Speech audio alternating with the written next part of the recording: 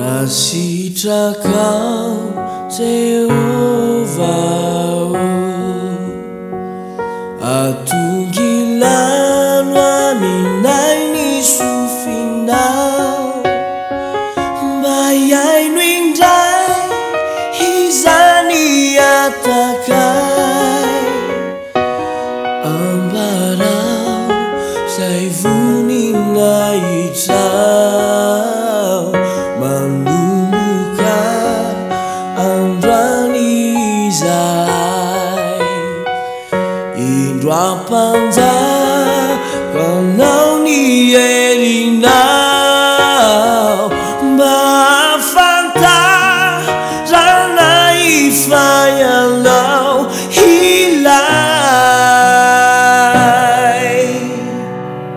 Befitya Valati misife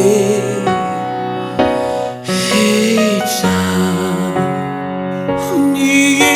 Niilatao No ialufaku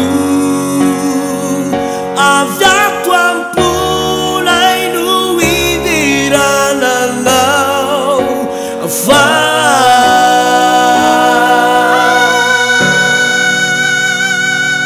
Apanggi lukusan ni devu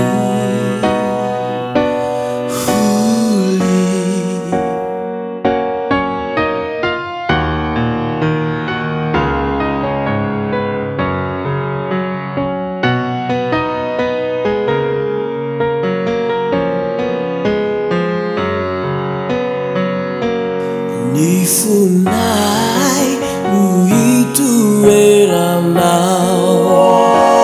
Si erikau na biru adalah Fandrau mahe rini satana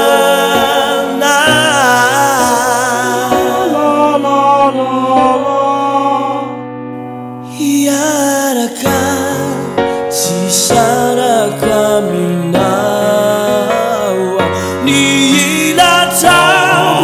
no ialufaku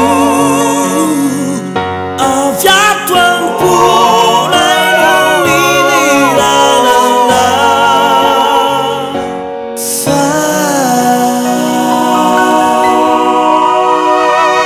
Apanggi